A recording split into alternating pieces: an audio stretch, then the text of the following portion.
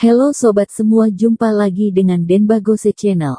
Bagaimana kabar sobat semua? Sebelum kita mulai cerita ini, ayo silakan subscribe, like, komen, share dan nyalakan loncengnya untuk mendapatkan notifikasi terbaru ketika Mimin upload videonya. Bab 1705 Alasan mengunjungi Gunung Kunlun lagi.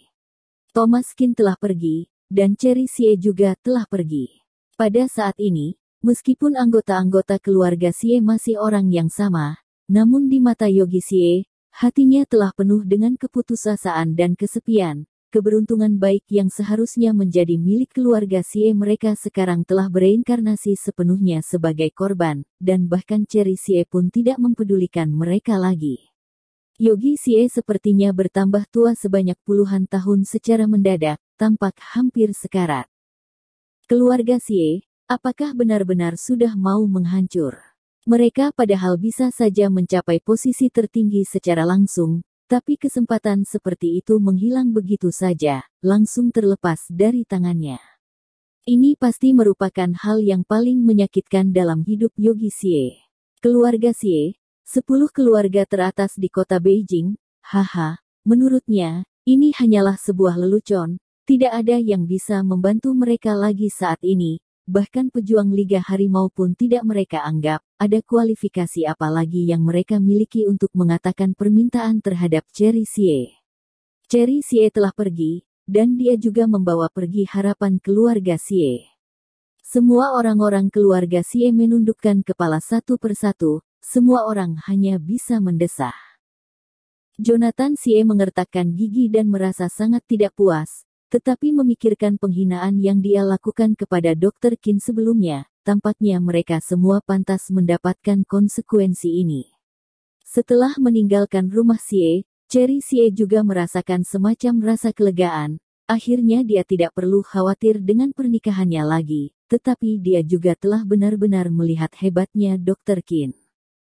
Awalnya dirinya memang sangat bangga diri, bahkan dibandingkan dengan orang di seluruh kota Beijing, dia tetap bangga diri, namun dia tidak menyangka situasi akan berubah begitu banyak sekarang. Ternyata di mata Dr. Qin, dirinya tidak beda jauh dengan seorang badut. Sebutan kapten dari Phoenix Commando ini, bahkan sama sekali bukan hal yang harus dianggap di mata Dr. Qin, bahkan pejuang Liga Harimau pun hanya dianggap sebagai rumput saja di matanya. Orang seperti ini tidak bisa lagi dijelaskan dengan kata manusia, tapi dewa. Dewa sejati. Dr. Qin, terima kasih, kami telah membuat banyak masalah untukmu. Orang-orang keluarga Xie kami bahkan telah membuat lelucon di depanmu. Aku benar-benar sangat maaf padamu. Cherry Xie berkata dengan senyum masam, meskipun dia sekarang sudah tidak ada beban lagi, tapi dia telah merepotkan Dr. Qin. Tidak apa-apa, ini hanya pekerjaan yang santai saja.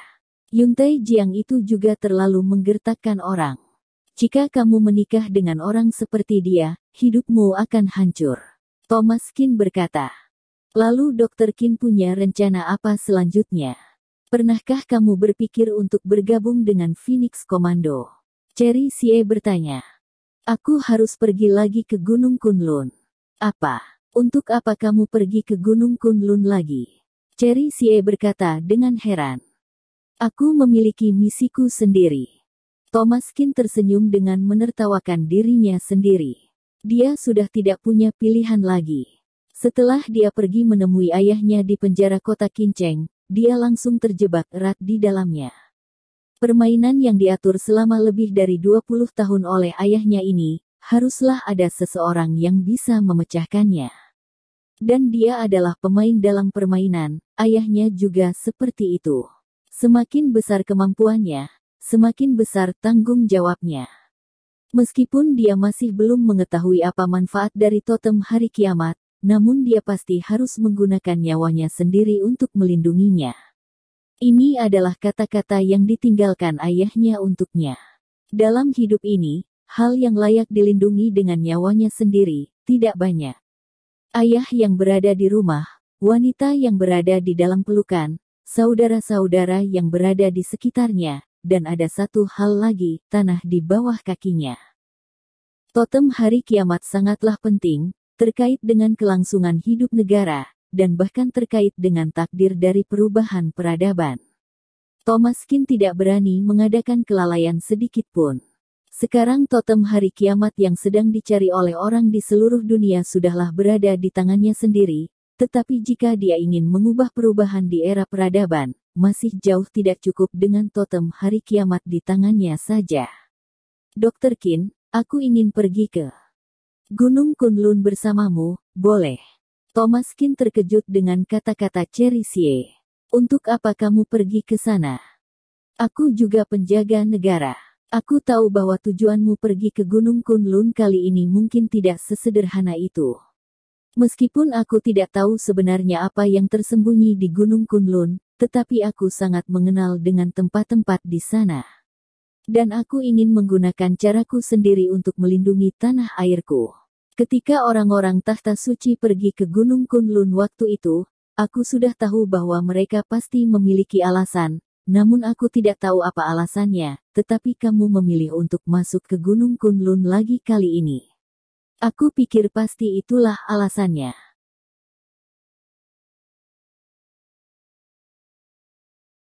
Bab 1706 Aku pasti akan kembali. Thomas Qin tersenyum penuh arti, dia tidak menyangka bahwa Cherry Xie ini akan begitu pintar. Dirinya pergi ke Gunung Kunlun Yagi kali ini memang karena ada suatu hal penting yang harus dilakukan. Sedangkan dia hanya karena menjunjung tinggi keyakinan untuk melindungi tanah airnya. Dengan sepenuh hati untuk negara dan rakyatnya, itu merupakan hal yang tidak diragukan.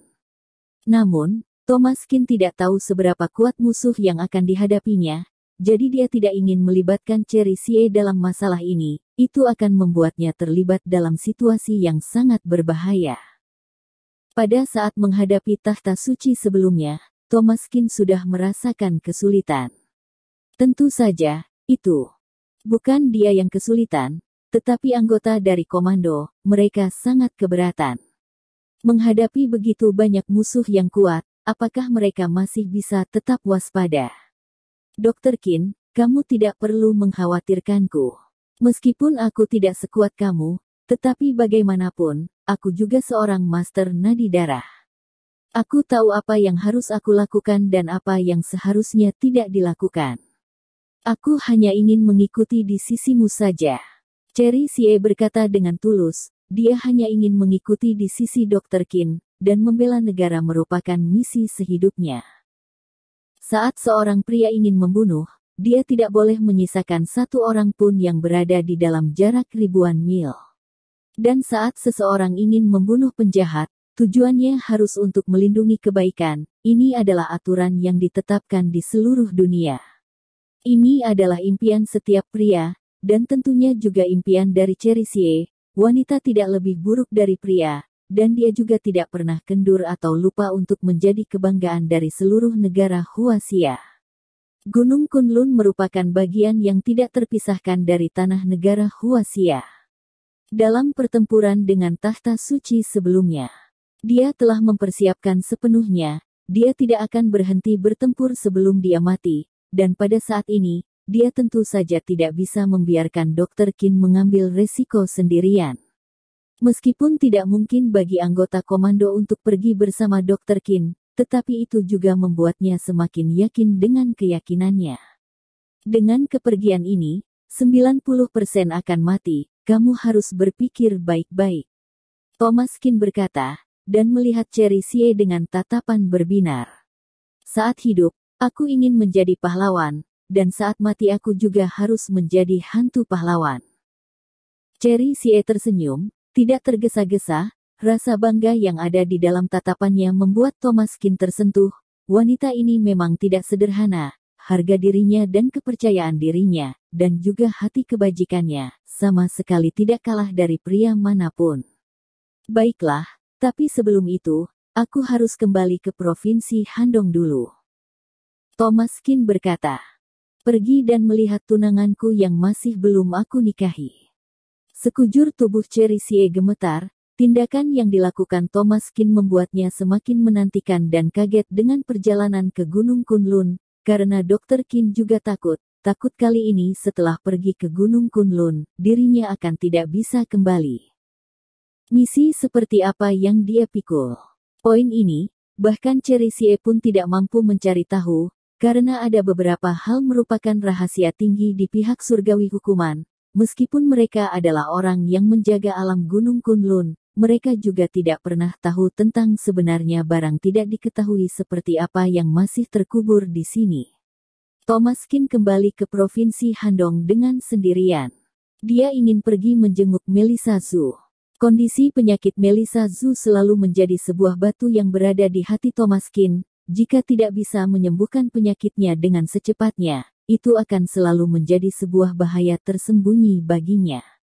Tatapan Thomas Qin sangat mendalam. Saat dia datang kali ini dan melihat Melissa Zhu sudah sangat sibuk.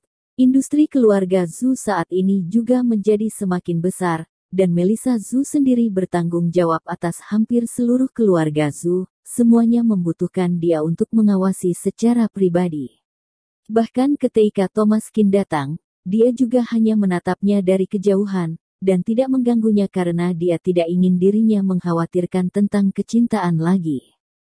Dulu Thomas Qin adalah orang yang sangat sombong, tetapi ketika dia mengetahui keberadaan ayahnya, mengetahui rahasia banyak master-master hebat, dan mengetahui keberadaan pejuang hebat dari Liga Naga dan Liga Harimau, dia bukan lagi pemuda yang jahil seperti waktu itu.